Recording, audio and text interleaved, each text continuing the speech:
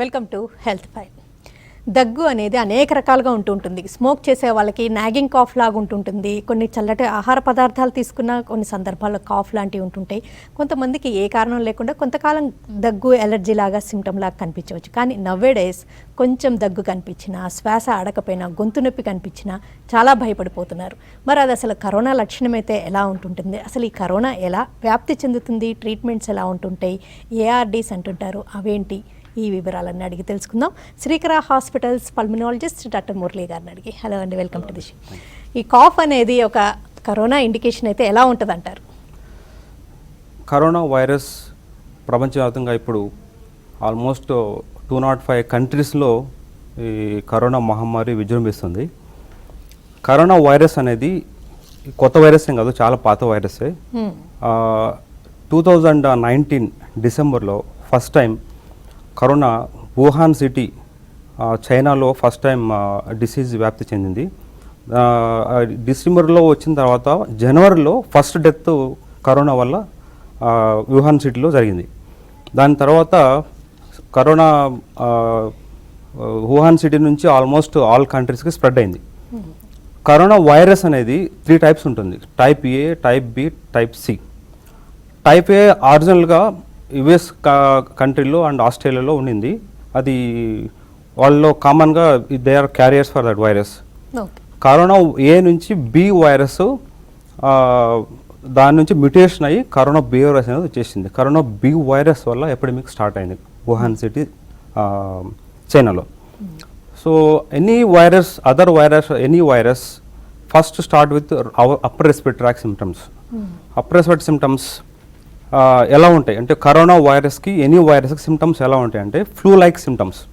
So 3 category చెప్పొచ్చు మనం any corona virus. Padma గారు నమస్తే, చెప్పండి. నమస్తే మేడం, కాఫ్ గురించి అడుగుదామనుకున్నాం మేడం. కాఫ్ గురించా అండి? దగ్గు ఉంది బాగా ఇక్కడ లోకల్గా, మరి చదవకుండా అయితే ఇక్కడ చూపించుకున్నాము.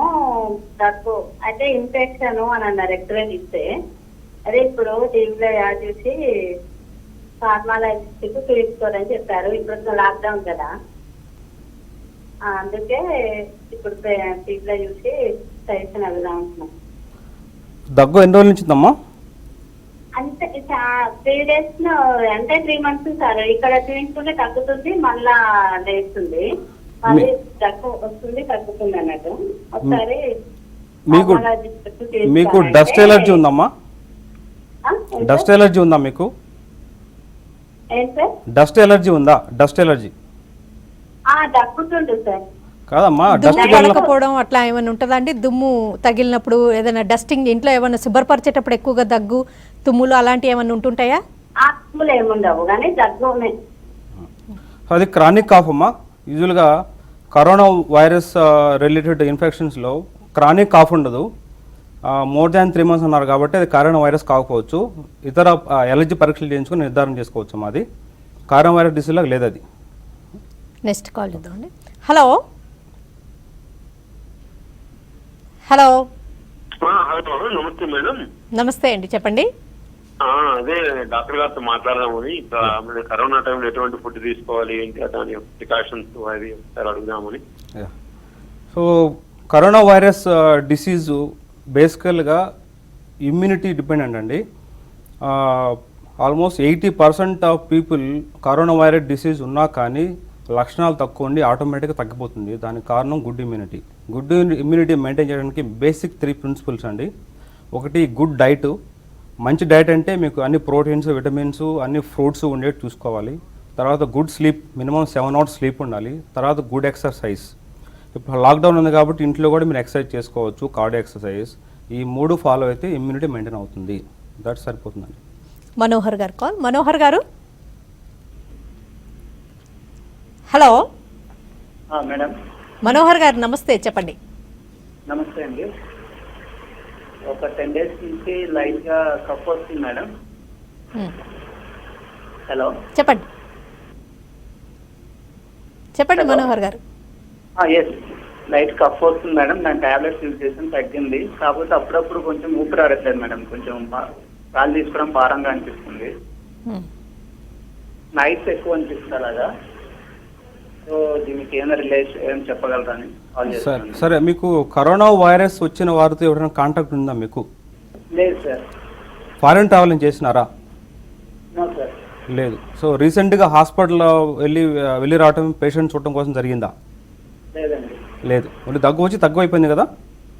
దగ్గు తగ్గింది సార్. కాకపోతే అప్పుడు నైట్ కొంచెం కుట్రారకుండా చెస్ట్ మధ్యలో పెయిన్ అన్నట్టు అనిపిస్తుంది. చెస్ట్ అంటే ఇది లైట్గా అరగటం లేదు. కొంచెం ఇది యాంటీబయోటిక్ టాబ్లెట్ యూజ్ చేస్తాను. అయితే మీకు అది కరోనా లక్షణాలు కాదండి, అది గ్యాస్ట్రో ఈసబల్ రిఫ్లెక్స్ అంటారు. అసిడిటీ వల్ల వస్తుంది.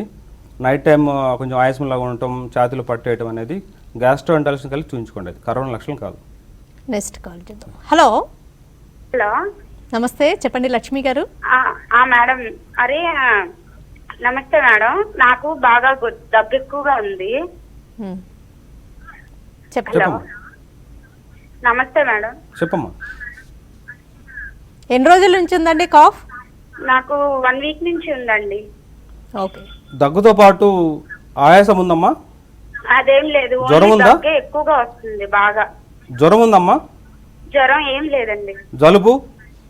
అదేం లేదు. సో మీరు 14 days నుంచి ఇంట్లోనే ఉన్నారు, లాక్డౌన్లో ఉన్నారా? ఇంట్లోనే ఉన్నాం. అక్కడికి ఇంట్లో నుంచి బయటికి రాలేదు కదా? రాలేదండి. సో ఒట్టి దగ్గే, వేరే లక్షణాలు లేవు? దగ్గే. ఓకే. బాగా ఎక్కువగా ఉంది దగ్గు కూడా. టాబ్లెట్స్ వాడుతున్నా కూడా తగ్గట్లేదు. ఓకే. ఇదే మొదటిసారి? అప్పటివరకు మీకు దగ్గు వస్తుంటుందా? ఇంతకు ముందు వచ్చేది, ఇంతగా రాలేదు. ఓకే. సో అది కరోనా లక్షణాలు అయితే దగ్గు ఒకటే ఉండదమ్మా. దగ్గుతో పాటు జ్వరం రావటము, ఆయాసం రావటము, తర్వాత కాంటాక్ట్ హిస్టరీ ఉంటుంది. మీకు 14 days నుంచి ఇంట్లో ఉన్నారు కాబట్టి మేము వచ్చే ఛాన్స్ చాలా తక్కువ అమ్మా. దానికి ఇతర రెస్పిరేటరీ సంబంధించి ప్రాబ్లమ్స్ ఉండొచ్చు. ఓకేనా? అది డాక్టర్, మీ దగ్గర డాక్టర్ కలిసి చెకప్ చేయించుకోండి. ఈ బ్రెత్లెస్నెస్ అండి, అంటే శ్వాస ఆడకపోవడం అనేది కొన్ని సందర్భాల్లో ఈవెన్ భయపడ్డా కూడా ఉంటుంటుంది. అండ్ గ్యాస్ట్రిక్ ప్రాబ్లమ్స్ ఉన్నా కూడా ఉంటుంది. అదొక కరోనాకి ఇండికేషన్ అయితే అది ఎలా ఉంటుంది? బేసికల్గా కరోనా లక్షణాలని 3 partsకి డివైడ్ అయ్యొచ్చు. అంటే క్లారిటీ కోసం క్లాస్ 1, 2, 3. క్లాస్ 1ని ILI అంటారు, ఇన్ఫ్లుయెంజా లైక్ ఇల్నెస్ అంటారు. So influenza like illness world పాపులేషన్లో 99% పీపుల్ ఎక్స్పీరియన్స్ అంటారు. So what are the influenza like illness symptoms? Sore throat, గొంతు నొప్పి రావటం, తర్వాత జలుబు, ముక్కు కావటం, తుమ్ములు, ముక్కు పట్టేయటం, తర్వాత డ్రై కాఫ్, పొడి దగ్గర రావటం, ఫీవర్, లైట్గా ఫీవర్ రావటం, మయాలజియా, బాడీ పెయిన్స్, లైట్ హెడేక్. ఈ సిమ్టమ్స్ అన్నీ ఇన్ఫ్లుయెంజా లైక్ ఇల్నెస్ అంటారు. ఈ సిమ్టమ్స్ కరోనా ఉన్నా లేకపోయినా ఎనీ వైరస్ వల్ల వస్తాయి. కామన్గా ఫ్లూ సిమ్టమ్స్, ఫ్లూ వైరస్ వల్ల వస్తుంది. కరోనాలో కూడా ఈ లక్షణాలు ఉంటాయి. దాన్ని ఫస్ట్ కేటగిరీ మైల్డ్ డిసీజ్ అంటారు. సో ఈ లక్షణాలలో కరోనా 80% పీపుల్ ఈ లక్షణాలు ఉంటాయి. సో వీళ్ళకి సెల్ఫ్ లిమిటింగ్, అంటే ఎనీ ఇన్ఫ్లుయెంజా సిమ్టమ్స్ 7 days ఆటోమేటిక్గా తగ్గిపోతాయి without treatment. Only home remedies లేదంటే సిమ్టమాటిక్ ట్రీట్మెంట్, పారాసెటమాల్ లేదా గోసి, డ్రై కాఫ్ సిరప్స్ తీసుకుని సరిపోతుంది. సెకండ్ కేటగిరీ సారీ అంటారు, సివియర్ అక్యూట్ రెస్పిరేటరీ ఇల్నెస్. ఈ కేటగిరీలో ఈ 80% కాకుండా నెక్స్ట్ 30 to 40% పీపుల్లో ఈ సారీ ఉండే అవకాశం ఉంటుంది. సో వీళ్ళంటే కొంచెం ఇమ్యూనో కాంపొనెంట్ పేషెంట్స్లో ఈ లక్షణాలు వచ్చే అవకాశం ఉంటుంది. సారీ అంటే పర్సెంట్ ఫీవర్ ఉంటుంది, more than 3-4 days fever continue అవుతుంటుంది, దగ్గు పెరుగుతుంటుంది. ఇనిషియల్గా డ్రై కాఫ్ ఉన్న తర్వాత ప్రొడక్ట్ కాఫ్, ఫ్లమ్, తెమ్మడ వస్తుంటుంది. తర్వాత దీంతో పాటు ఆయాసం స్టార్ట్ అవుతుంది. సో ఈ 3 లక్షణాలు ఉంటే దీన్ని సారీ అంటారు. దీంతో పాటు కొంచెం ఆక్సిజన్ సాచురేషన్, అంటే బ్లడ్లో ఆక్సిజన్ లెవెల్స్ కూడా తగ్గుతూ ఉంటాయి. లెస్ దాన్ 93% అట్లా సాచురేషన్ డౌన్ అవుతుంటుంది. ఇలాంటి పేషెంట్ కేటగిరీలో మనం అబ్జర్వేషన్లో పెట్టాలి. కానీ సో ప్యూర్గా you have to suspect corona virus disease and you should isolate them. So accordingly you should treat. Third category వచ్చేసి ARDS అంటారు. ఇందాక అడిగారు మీరు. ARDS అంటే acute respiratory distress syndrome. ARDS అనేది క్రిటికల్ ఇల్నెస్. సో నిమోనియాలో క్రిటికల్ స్టేజ్ని ARDS అంటారు. సో ఈ ARDS ఉన్న పీపుల్లో మోర్టాలిటీ హై ఉంటుంది. ఒకసారి ARDS ఉన్న తర్వాత death rate very high. So ఓవరాల్గా క్రిటికల్ కేర్ కంపల్సరీగా ఐసీయూలో ఉండి క్రిటికల్ కేర్లో ట్రీట్ చేసుకోవాలి. ఒక కాల్. హలో మేడం, నమస్తే, చెప్పండి. మాకు గొంతు నసగా ఉంది మేడం. మాకు అక్కడి నెమ్ముంది మేడం. అదొకటేనండి మీ చెప్పండి, మీ సిమ్టమ్ ఏమని? ఒకటే మేడం. గొంతు నసగా ఉంది, అంతేనా? అంతే మేడం. ఎప్పటి నుంచి, ఎన్ని రోజుల నుంచి ఉంది? అది 3 రోజుల నుంచి ఉంది. 3 రోజుల నుంచే ఇంట్లోనే ఉన్నారు? లాక్డౌన్ ఫాలో అవుతున్నారా మీరు? మేడం లాక్డౌన్ ఫాలో అవుతాం, ఇంట్లోనే ఉన్నాం. ఇంట్లో ఉన్నారు, బయటకి ఎక్స్పోజ్ అవ్వలేదు కదా? లేదు. సో అది నార్మల్ రెగ్యులర్ కామన్ కోల్డ్ అయి ఉంటుందండి. కరోనా గురించి భయపడాల్సిన పని లేదు, కరోనా లక్షణాలు కాదు. నెక్స్ట్ కాల్ చేద్దాం. హలో హలో, నమస్తే, చెప్పండి. మేడం నాకు 1 month బ్యాక్ వైడల్ అని పాజిటివ్ వచ్చిండే. అది తగ్గేం లేదు, ఇది మామూలు లెఫ్ట్ సైడ్ హార్ట్ లో ఇట్లా కింద పట్టుకుంటుంది మేడం ఒకసారి, దగ్గు అట్లాంటిది ఏం లేదు. ఏ పాజిటివ్ అంటే మీకు కరోనా పాజిటివా? వైడల్ వైడల్ ఇది జ్వరం సంబంధించి టైఫాయిడ్ ఫీవర్, అది కరోనా లక్షణం కాదండి. అది ఛాతిలో పట్టేయడం అనేది మీకు మోస్ట్లీ కరోనా సిమ్టమ్ డైరెక్ట్ ఛాతి పట్టేయడం అనేది అన్లైక్లీ ఉండదు. సీక్వెన్స్ ఆఫ్ సిమ్టమ్స్ ఉంటాయి, దగ్గు, తర్వాత ఆయాసం, ఛాతి నొప్పి, ఇవన్నీ క్రిటికల్ ఇల్నెస్లో వస్తాయి. మీరు స్టేబుల్లో ఉన్నారు కాబట్టి ఒట్టి ఛాతి నొప్పి అనేది కరోనాలో రాదు. అది మోస్ట్లీ మజిల్ పెయిన్ కానీ లేదంటే గ్యాస్ ట్రబుల్ వస్తుండొచ్చు. షార్ట్ బ్రేక్ తీసుకుందాం అండి. బ్రేక్ తర్వాత మన దేశంలో టీబీ కూడా చాలా ఎక్కువ, అది ఊపిరితిత్తుల టీబీ చాలా ఎక్కువ. ఇలాగా లంగ్ ప్రాబ్లమ్స్ ఏమైనా ఉన్న వాళ్ళు కానీ ఏమైనా సర్జరీస్ అయిన వాళ్ళు ఎలాంటి జాగ్రత్త? హాస్పిటల్స్ పల్మనాలజిస్ట్ డాక్టర్ మురళి గారితో కరోనా ఎలా వ్యాప్తి చెందుతుంది, ఏ లక్షణాలు లేకుండా కూడా వ్యాప్తి చెందుతుందా, ఊపిరితిత్తులపై ఎలాంటి ప్రభావం చూపిస్తుంది, ట్రీట్మెంట్స్ ఎలాంటి వివరాలను అడిగి తెలుసుకుంటున్నాం. ఒక కాల్ చూద్దామండి. చైతన్య గారు నమస్తే, చెప్పండి. నమస్తే సార్, యాక్చువల్గా నాకు ఒక 22 days నుంచి కాఫ్ ఉందండి. ఓకే అండి. కాఫ్ సిరప్ వాడుతున్నాను, ఫస్ట్ లో కొన్ని యాంటీబయాటిక్స్ కూడా వాడాను. ఓకే. సో ఇంకా కాఫ్ తగ్గలేదు. మొన్న సిటీ స్కాన్ తీసుకున్నప్పుడు కూడా లంగ్స్ ఎవ్రీథింగ్ ఈజ్ పాజిటివ్ అన్నారు. ఓకే, అంటే normal positive? I mean normal, A issue లేదన్నారు సిటీ స్కాన్ లో కూడా. ఓకే. సో ఓన్లీ కాఫ్ ఉందండి, ఇంకే అదర్ సింటమ్స్ లేవు. చిన్న పిసర్ చెస్ట్ దగ్గర పట్టినట్టు ఉంది. ఓకే. సో కాఫ్ పగలు ఎక్కువ వస్తుందా, రాత్రి ఎక్కువ వస్తుందా? పగలు, రాత్రి కొంచెం ఎక్కువ వస్తుందండి, పగలు కూడా మాట్లాడినప్పుడు కొంచెం ఎక్కువ వస్తుంది. ఓకే. మీకు సైనసైటిస్ కానీ గ్యాస్ ట్రబుల్ కానీ సిమ్టమ్స్ ఉన్నాయా? సైనసైటిస్ లేదండి, కొంచెం ఫ్యూ మంత్స్ బ్యాక్ చిన్న గ్యాస్ ట్రబుల్ ఉంది. ఓకే. తర్వాత డస్ట్ అలర్జీ ఉందా? లేదండి. Dust allergy. Family history, asthma? లేదండి. మోస్ట్లీ ఇది మీకు చెప్పే లక్షణాలను బట్టి ఓన్లీ నైట్ టైమే దగ్గు వస్తుంది కాబట్టి, ఎక్స్రే సిటీ స్కాన్ నార్మల్ ఉంది కాబట్టి కరోనా సంబంధించి లక్షణాలు కాదు. మోస్ట్లీ యాసిడ్ రిఫ్లక్స్ వల్ల కూడా నైట్ టైం కాఫ్ ఇట్లా వస్తుంటుందండి. మీరు గ్యాస్ట్రోఎంటరాలజిస్ట్ చూసుకుంటే మీకు సరిపోతుంది. ఓకే, ఇది ఫస్ట్లో త్రూ ఎయిర్, గాలి ద్వారా వ్యాప్తి చెందుతుందన్నారు, తర్వాత ఏరోసాల్ అన్నారు, ఓన్లీ తుప్పెర్ల ద్వారా. అసలు మళ్ళీ ఒక్కొక్కసారి గాలి ద్వారానే వ్యాప్తి చెందుతుంది, 3 meters దాకా వెళ్తుందని, ఇలా రకరకాలుగా అపోహలు ఉన్నాయండి. దీంట్లో కరెక్ట్ ఏంటి? ఓకే. సో బేసికల్గా వైరస్ స్ప్రెడ్ అవడం అనేది మనం 3 categories చెప్పొచ్చు. ఒకటి, ఇన్ జనరల్ పాపులేషన్ స్ప్రెడ్ ఎలా అవుతుంది. సో ఎవరైనా సరే కరోనా వైరస్ బాడీలో ఉండి, డిసీజ్ ఉన్నా లేకపోయినా వైరస్ బాడీలో ఉండి దగ్గినా తుమ్మినా డ్రాప్లెట్స్ స్ప్రెడ్ అవుతాయి. ఈ డ్రాప్లెట్స్ స్ప్రెడ్ అవడం అనే distance based on their intensity of the cough. So mild cough ఉంది అనుకోండి, 1 meter వరకు డ్రాప్లెట్స్ ట్రావెల్ చేస్తాయి ఎయిర్లో. సో ఇంటెన్స్ సివియర్ కాఫ్ ఉంది అనుకోండి, 2 meters వరకు ట్రావెల్ చేయొచ్చు. ఒకసారి ఎయిర్లోకి రిలీజ్ అయిన డ్రాప్లెట్స్ 30 minutes వరకు సస్పెండ్ అవుతాయి ఎయిర్లో.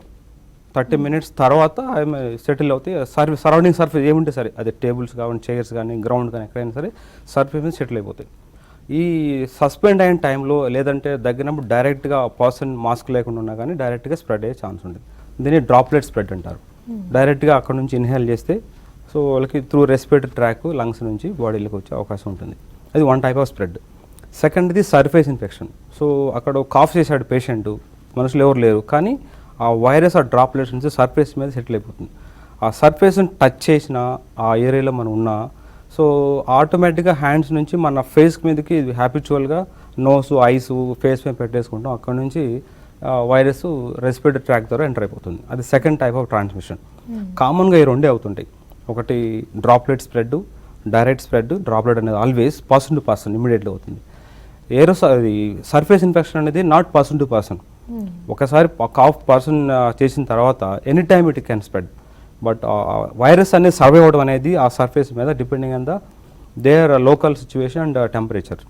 సో హై టెంపరేచర్లో it may not survive more than 24 hours. లో టెంపరేచర్లో అనుకూల పరిస్థితుల్లో 3 days వరకు కూడా వైరస్ సర్వైవ్ అయ్యే ఛాన్స్ ఉంటుంది. సో ఒకసారి పేషెంట్ కాఫ్ చేసి వెళ్ళిన తర్వాత 2-3 days తర్వాత ఎవరైనా వచ్చి టచ్ చేసినా అక్కడ నుంచి వచ్చే అవకాశం ఉంటుంది. So second time spread. Third variety health care పర్సన్స్కి.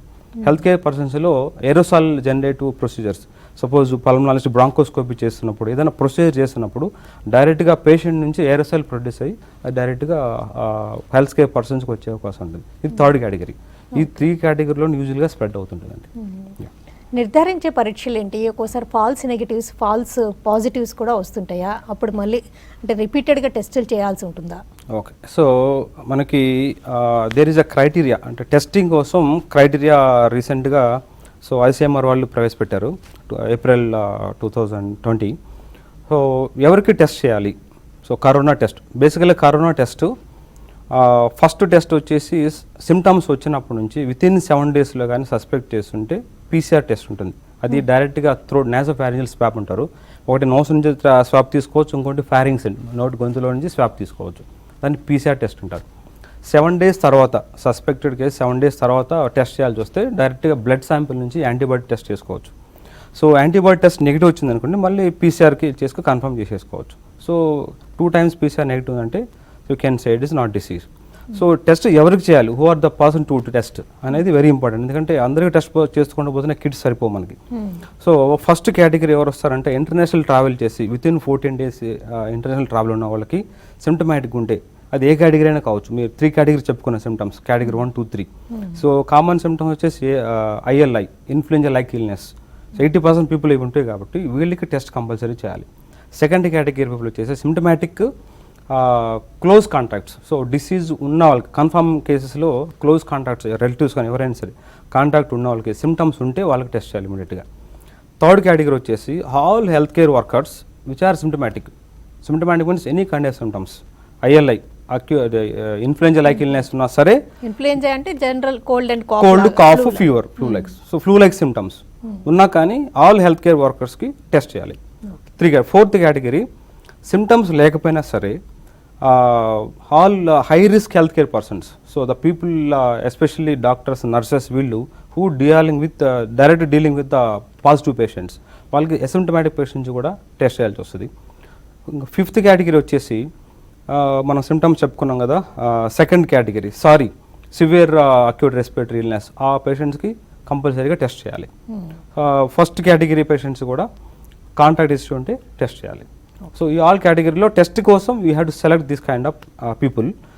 టెస్ట్ ఎలా చేయాలో కూడా మీకు చెప్పాను. ఇది ఓన్లీ పీసీఆర్ టెస్ట్.